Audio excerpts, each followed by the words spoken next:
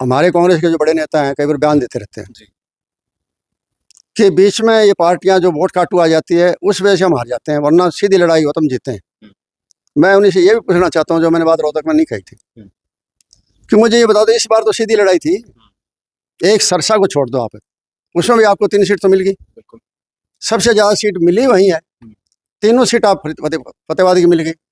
और कहाँ वोट आए थे? कहीं 4,000 थे, कहीं 2,000 थे, वोट कहाँ काटा? अगर वोट काटते फतेहाबाद की सीट कैसे आती? कांग्रेस का कैंडिडेट सिर्फ 2,500 वोटों जीता है। मेरी लोकदलीय कैंडिडेट को 5,000 साढ़े 5,000 वोट आए, जजपा को 1,500 आए। किसने काटे वोट? किसी ने काटे। अगर काटते तो फिर कहाँ जीतते? तो कोई काटने वाली बात नहीं थी। लेकिन मैं कहता हूँ लोगों में उस चुनाव के बाद इतनी ज़बरदस्त निराशा आ गई कि लोगों के टारगेट सीधे बन गए थे कि आई वाई सरकार को जो है ना इन्होंने खोया है। तो एकदम लोग जो है ना जैसे कहते हैं ना कि बिल्कुल कतई निराश हताश, जैसे घर बैठ जाते हैं, घर बैठ गए। हमारे जैसे लोग बैठ गए थे।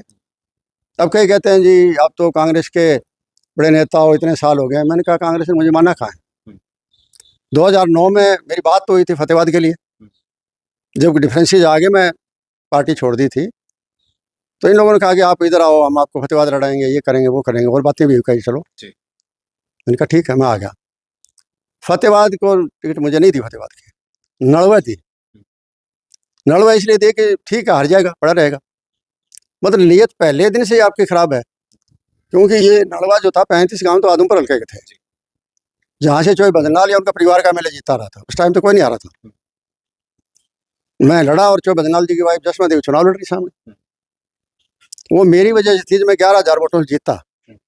मेरी वजह से थी बरवाड़ा जीते, मेरी वजह से उपलाना जीते। मेरे बहुत सारे लोगों ने कहा भी कि तो 2009 में जो दोबारा सरकार है भूपेंद्र हुड्डा की, तो प्रोफेसर संपत सिंह का उसमें बहुत बड़ा योगदान था। खूब ये लोग बात कहते भी हैं। नहीं, लोग कहते हैं, लोकदल ने मान लिया कि संपत सिंह के जाने से हमारी सरकार चली गई, क्योंकि लोकदल की 32 सीटें आई थी।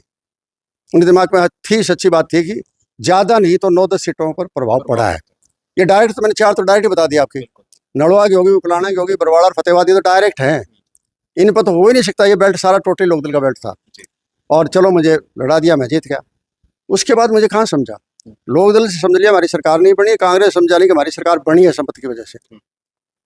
मुझे एक एमएलए का छोड़ दिया यहाँ नड़वा, सिर्फ एक एमएलए के रूप में। वो तो मैंने काम तो चलो मेरा अनुभव था, मेरी सोच थी, मेरा लगाव था। मतलब अकेले स्टेट से नहीं, सेंटर से पैसा ले गया। शैलजा जी से 18 करोड़ रुपये ले गया था श्रम एंड हाउसिंग डेवलपमेंट के। तो वो तो मैं काम कराया तो मेरे हल्के में कराया, बाकी मैं कुछ कर नहीं कर पाया। नहीं कर पाया तो जो लोग आए थे ना 2014 में एज इट इज वापस चले गए, और वो सीटें वापस लोकदल ने जीती।